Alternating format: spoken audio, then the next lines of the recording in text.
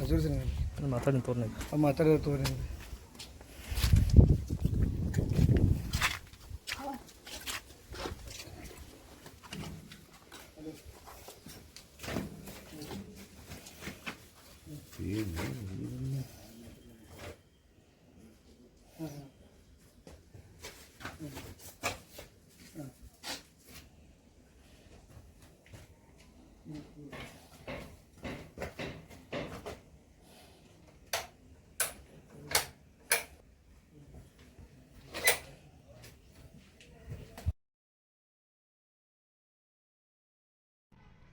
ಸರ್ಕಾರ ಯಾರೂ ಉಪವಾಸ ಮಲಗಬಾರ್ದು. ಈ ದೃಷ್ಟಿಯಿಂದ ಅನ್ನಭಾಗ್ಯ ಯೋಜನೆ ಜಾರಿ ತಂದದ್ದು ಭಾಳ ಒಳ್ಳೆಯ ಯೋಜನೆ ಐತಿ.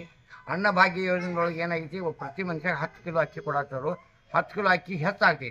ಹೆಚ್ಚಾದ ಕಾರಣ ಏನು ಮಾಡಿದ್ರು, ಉಳಿದ ಅಕ್ಕಿ ಎಲ್ಲ ಮಾರಕದಾರ ಕಾಳು ಸಂತೆದೊಳಗೆ.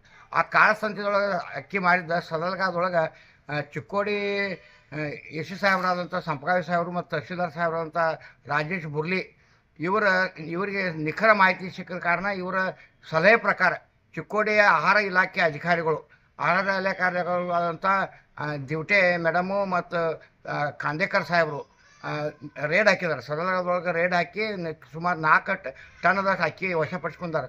ರೇಷನ್ ಅಕ್ಕಿ ಜನರಿಗೆ ಕೊಡಬೇಕಾದಂಥ ರೇಷನ್ ಅಕ್ಕಿ ಪಡಿತರ ಅಕ್ಕಿ ಏನೈತಿ ವಶಪಡಿಸ್ಕೊಂಡು ಅವ್ರ ಮ್ಯಾಗೆ ಕೇಸ್ ದಾಖಲು ಮಾಡಿದ್ದಾರೆ. ಸದಗ ಪೊಲೀಸ್ ಸ್ಟೇಷನ್ PSI ಸಾಹೇಬರು ಮತ್ತು ಆಹಾರ ಇಲಾಖೆ ಅಧಿಕಾರಿಗಳು ರೇಡ್ ಮಾಡಿ ಅದನ್ನ ಅಕ್ಕಿ ಏನೈತಿ ತೊಗೊಂಡಿದ್ದರು. ಅದಕ್ಕೆ ಸರ್ಕಾರಕ್ಕೆ ನಾನು ಒಂದು ಹೇಳಿಕ್ಕೆ ಇಷ್ಟಪಡ್ತೀನಿ, ಈ ಅಕ್ಕಿ ಏನು ಪ್ರಮಾಣ ಕೊಡೋದಿಲ್ಲ, ಅಕ್ಕಿ ಬದಲಾಗಿ ಮತ್ತೇನು ಬೇರೆ ಪರ್ಯಾಯವಾಗಿ ಬೇರೆ ಹಣ ಕೊಡ್ರಿ ಅಥವಾ ಮತ್ತೇನು ಜೋಳ ಗೋಧಿ ಇಂಥದ್ದೇನಾರ ಕೊಟ್ಟರೆ ಜನರಿಗೆ ಅನುಕೂಲ ಆಗ್ತೈತಿ.